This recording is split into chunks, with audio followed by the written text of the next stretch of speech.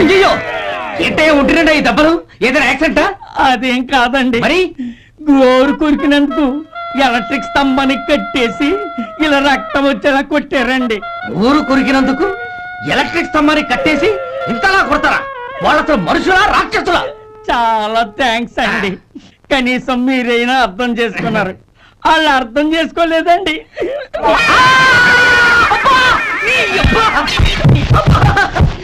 గోరు కొరకడం అంటే ఇదా? నిన్ను కొట్టడం కాదురా, నిలువురా నరికేయాలి. అబ్బా సెప్టిక్ అవుతుందో ఏమిటో. ఇది ఎలా జరిగింది చెప్పమా? ఆ రిచర్డ్స్ గాడు మనకు ఓపెనర్ గా దిగడం ఏంటి, మన ఆల్రౌండర్ కపిల్ అంపైరింగ్ చేయడం ఏంటి, కామెంటరీ చెప్పి ఎదవ క్యాచ్ పెట్టేయడం ఏంటి? అబ్బో చాలా కన్ఫ్యూజన్ గా ఉంది. ఇది ఎలా జరిగింది చెప్పమా? బహుశా ఈ పాల్ట్ కారణం మనం ఇంగ్లీష్ లో కామెంటరీ వినడం వల్ల అయ్యి ఉండొచ్చు. ఏమయ్యా ఆ చెప్పి కామెంటరీ ఏదో తెలుగులో చెప్పి చావచ్చు కదా. రేడియో పోయింది, వినపడటం లేదు.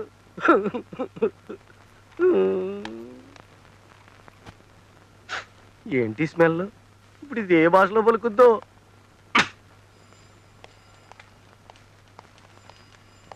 Excuse me sir, I'm Balaraju advocate.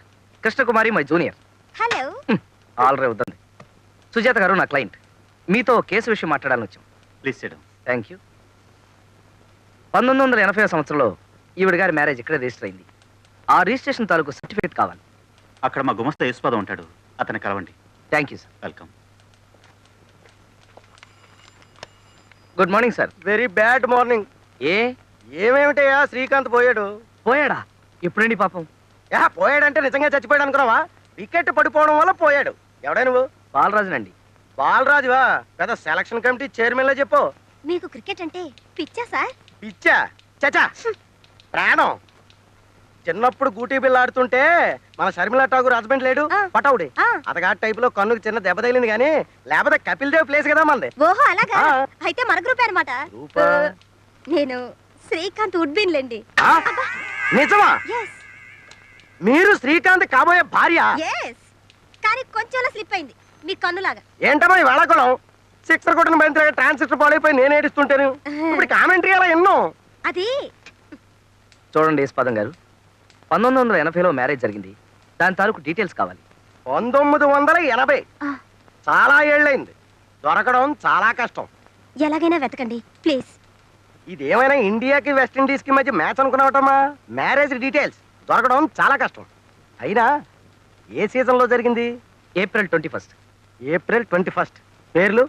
Sujatha Gopalakrishna. Sujatha versus Gopalakrishna. Sujatha versus Gopalakrishna. Beautiful names. Sujatha versus Gopalakrishna. Sujatha versus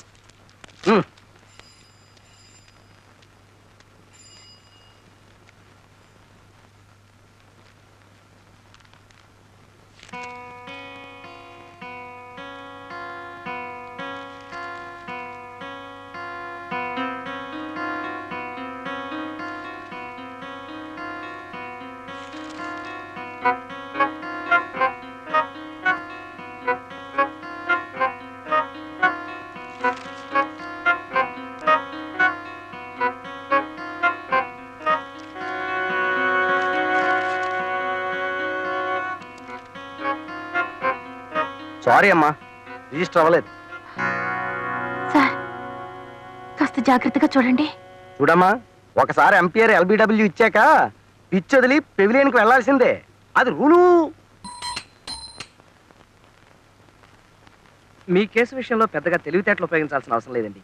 పైగా రెండో కంటికి తెలియకుండా రిజిస్టర్ మ్యారేజ్ చేసుకుంటేనో, మూడో కంటికి తెలియకుండా గుళ్ళో మ్యారేజ్ చేసుకుంటేనో ఆలోచించాలి కానీ. ఏం కృష్ణ? మరీ అలా తీసిపడేయకండి సార్, లక్షలతో వ్యవహారం. వాళ్ళ మామగారు రాక్షసుని చెప్తున్నారు, పైగా మనకు ప్రత్యర్థి బసవరాజు. ఏ బసవరాజుకి ఏమైనా కొమ్ములున్నాయా?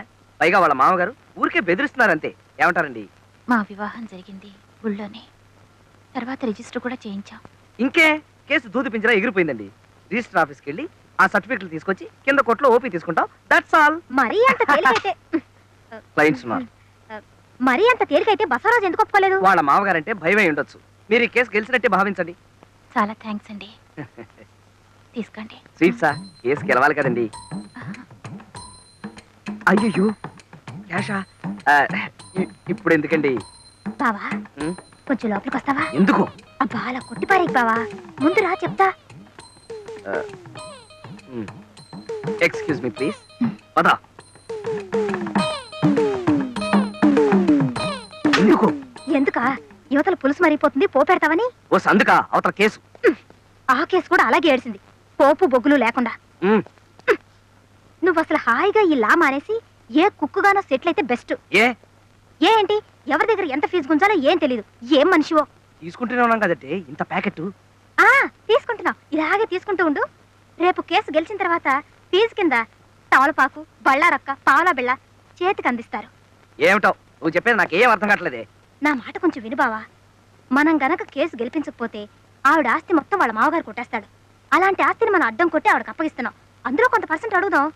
నా ఎస్టిమేషన్ ప్రకారం అధమా పక్ష సుజాత గారి ఆస్తి ₹1,00,00,000 ఉంటుంది. అందులో ఓ 2% అడుగుదాం. 2% అంటే ఓ 20 రూపీసు. వెర్రి మొహమా, 2 లక్షలు. 2 లక్షలు. మ్మ్.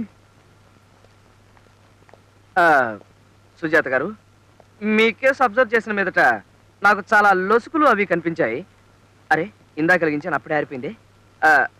లోపల డిస్కషన్ చేసిన మీదట మీ కేసు ఎంత ప్రమాదకరమైందో తేలింది.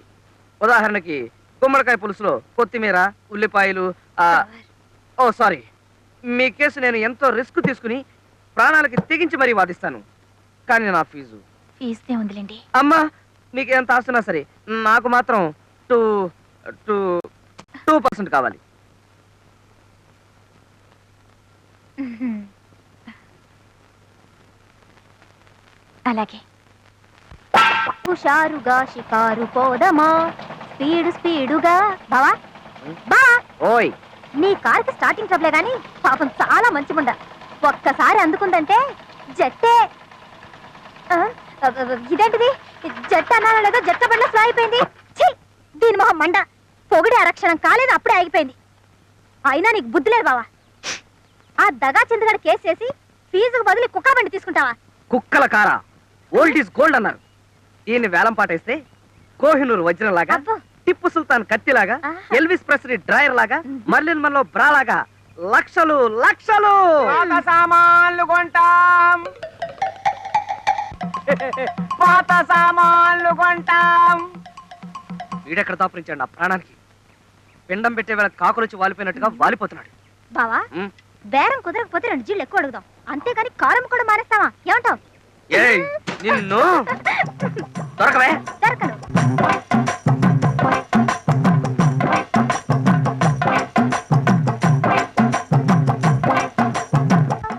బాలరాజ్ గారు, కొంచెం ఉండండి.